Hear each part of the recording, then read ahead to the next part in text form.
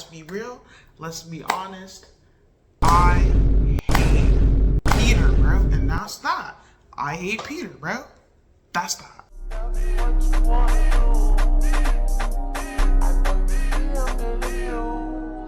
If I back it up, is it fat enough? Editing Kendra here, literally editing it. I just wanted to pop up in here and say, for throughout this whole video, my teeth are yellow. My teeth ain't yellow, bro. It's probably the lighting. Okay, hold up, cause we finna clear this up, cause I'm looking real ridiculous right now. I got a ring light, you feel me? And you know the ring light, it got settings. It got. Don't ask me what happened. I'm looking at myself right now. My teeth is not yellow like that. My teeth is not yellow like that. So don't even try. Don't even try and get on my head about my teeth. And if I see a single person talking about it, we really finna squabble. Alright.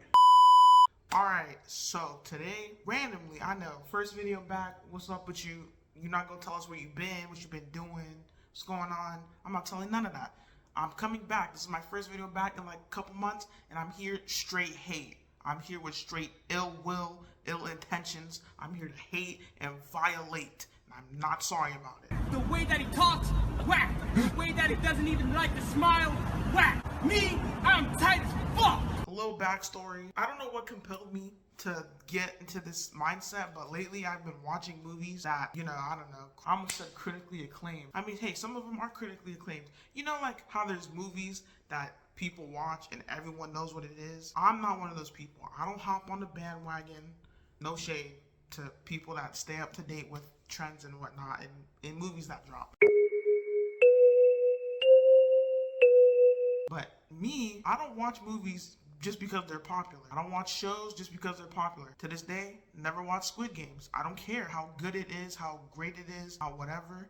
Just because someone tells me to watch it doesn't mean I'm gonna watch it. I wanna watch it. I feel like I'm ready to watch it. It's not like I'm not ready to watch Squid Games, but it's like the only reason like 65% of people watch Squid Games was because it was so popular and they felt like they were gonna miss out, so they hopped on the train and was like, gotta watch it, gotta watch it.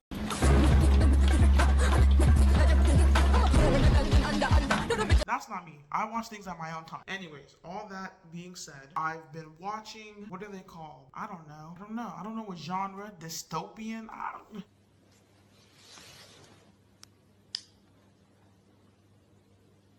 Hunger Games, Maze Runner, Divergent. Them type of movies, I've been watching them. I've been watching Hunger Games. Let me show.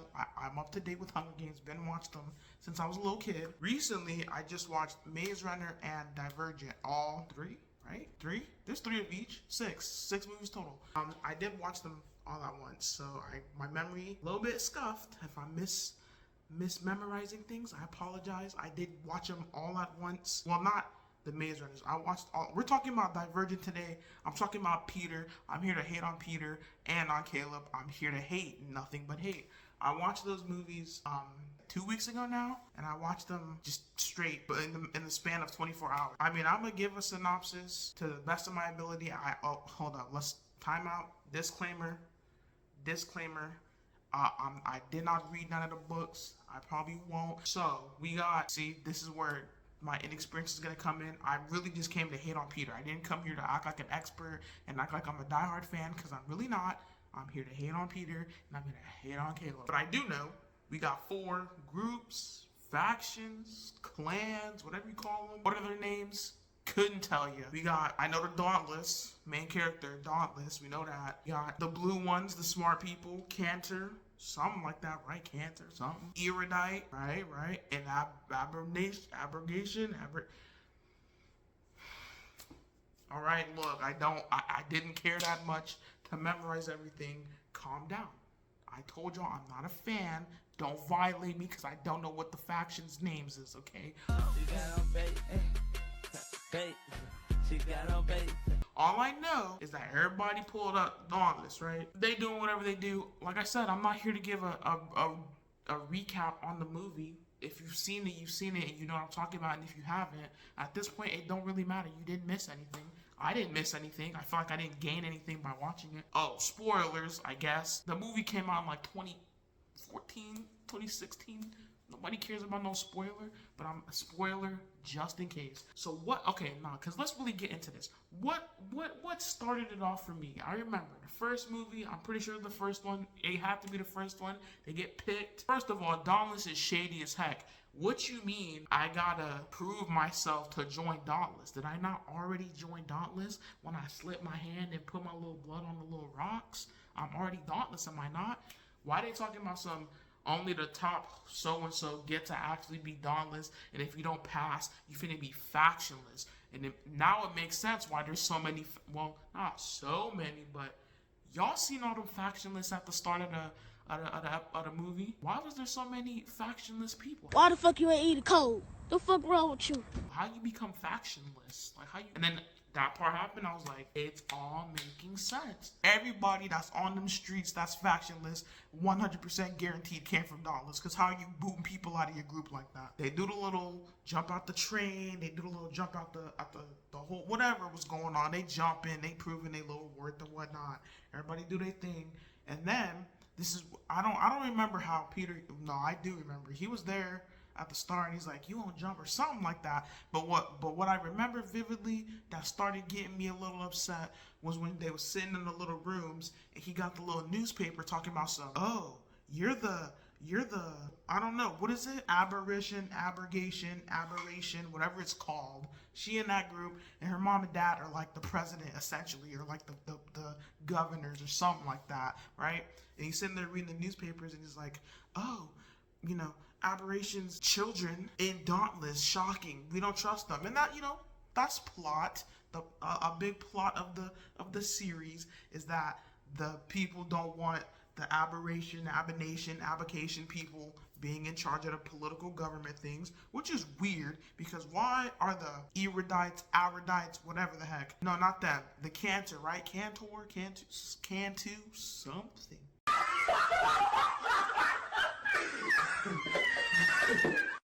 I don't know. But why are they like the lawyers and the judges and the truth-telling people, and then Aberration are the political aspect of it? How did that even come to be? Why weren't the Cantu people, why weren't they just the political group? They are already judges and whatnot. Why not just, but anyways, he reading a newspaper and he talking about some, oh, what does he call her? Stiff. Oh, stiff. You're in the papers. Whatever he said, bro. I don't remember quote for quote, bar for bar. All I know is he was over there trying to make a big deal. He's like, teach us some of your moves. Show us your tricks. You're getting one-on-ones from 4. Tell us what's going on.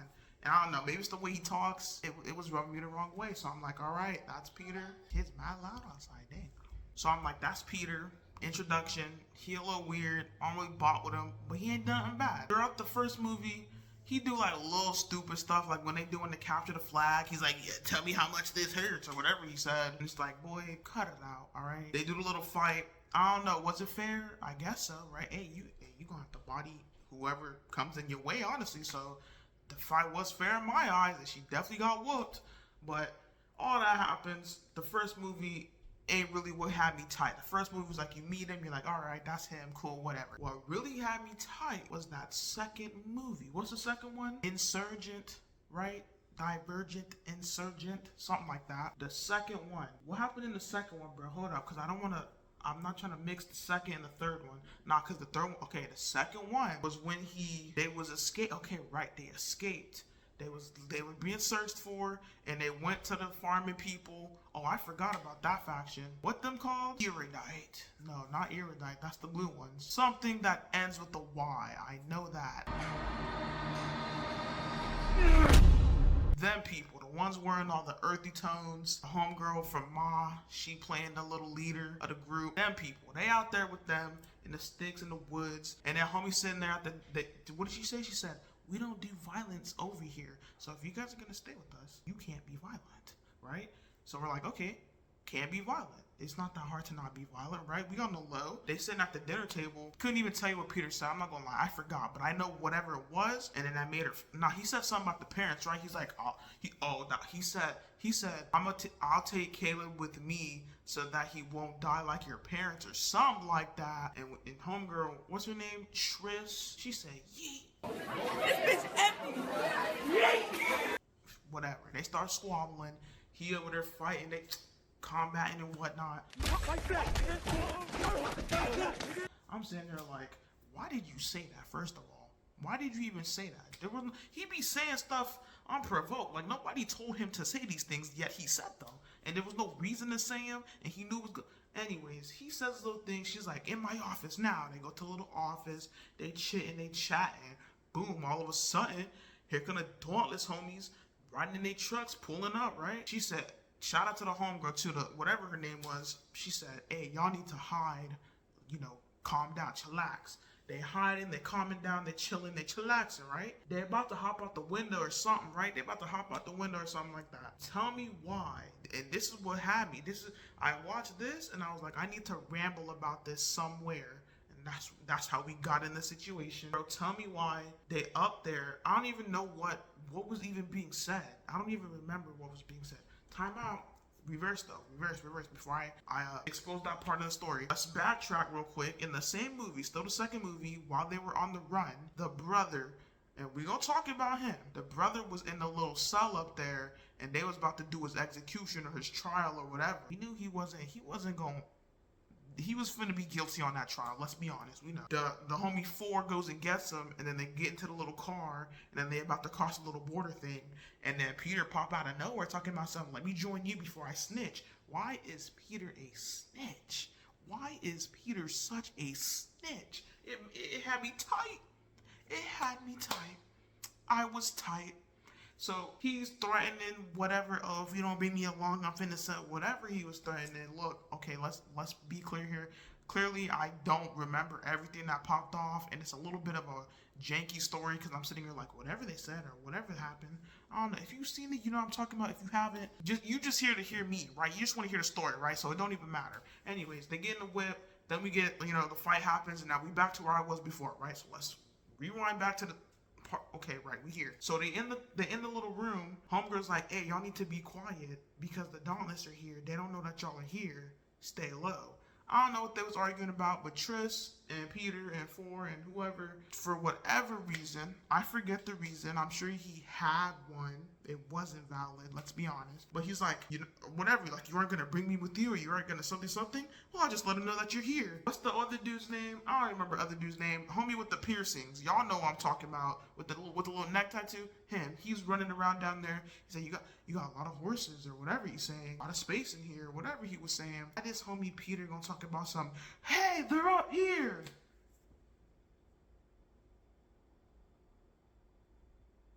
But when I tell you I was tight, when I tell you I was tight, bro. Cause why did he do that, bro? It was unprovoked. There was no necessary reason to do that. I guess just for the plot, right? So the movie could have a plot. But bro, he didn't need to do that, and that made me so mad. And from that point, I'm like, Peter K. Real talk, Peter K. to my dad, bro. Nah, bro, Peter had me tight. Got my head itching, bro. I'm stressing. I'm trying to I'm not as mad. Now, when I tell you I was genuinely mad, bro. When I first watched it, I high-key was mad. Anyways, he did that, and then Peter says, oh, I'm gonna start working with the homegirl. What's her name? The homegirl Kate.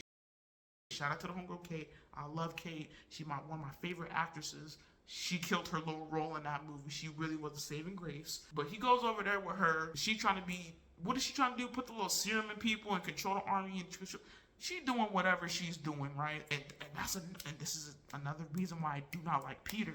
Not only does he go around just unnecessarily snitching on people, but he want to be the head honcho so bad. Bro, you're not the main character, pal. You're not him. You're not that guy, pal. Trust me. You're not that guy. He goes over there talking about something. Oh, I'm going to work with her. I'm going to work by her side. I'm going to be with her. And you know what's funny? Because he goes and he bees with her, right? Now let's fast forward. Whatever happens in the movie happens. We get to the part. She got the little box. Tris, main character, her mom had a little box, or her family had a little box in the basement. And it was made by the creators, the founding fathers, whatever, of the little city they in Chicago, whatever the city's well, it's called Chicago, clearly, right? Well, like, you know, their little thing.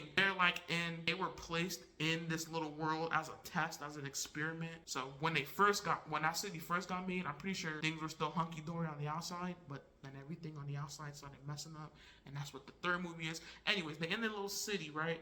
Mom's got a box, but the box gotta be opened by all five, right? There's 5 factions. They gotta be opened by all the 5 factions, and they have to pass the little what you call it? They call it, I don't know. They go to sleep, and then they have like little challenges that they gotta complete, and it show like each faction has to or face their fears how their faction would do it. So like the Dauntless people are brave and whatever, strong and militant and all that. So they would have to go and beat their fears in a militant way, whereas like the Candor people gotta be honest.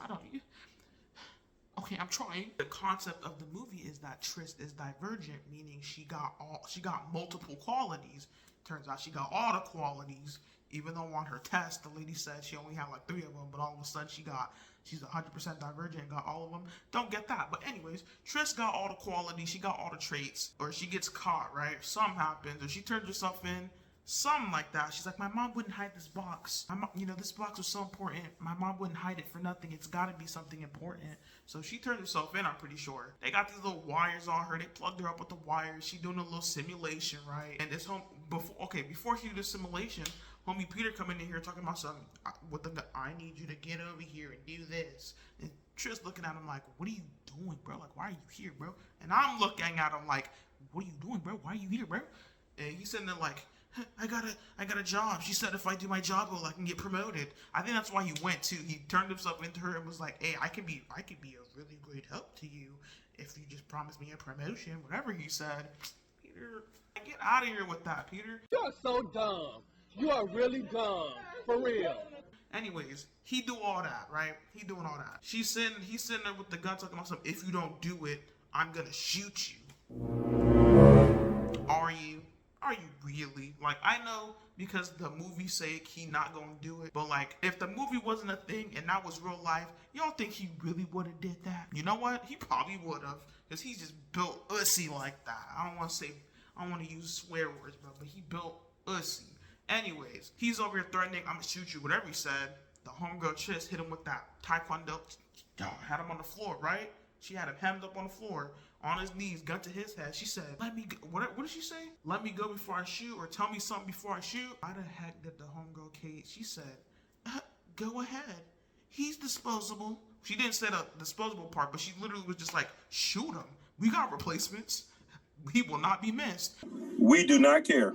And I love that part, because that's what Peter's little snitch stuff gets. He thought people cared about him. Don't nobody care about you, Peter. Don't care about you. Bitch, we don't want the recipe to your mom, peach cobbler, bitch. He thought she was gonna be like, no, Peter, let's save him.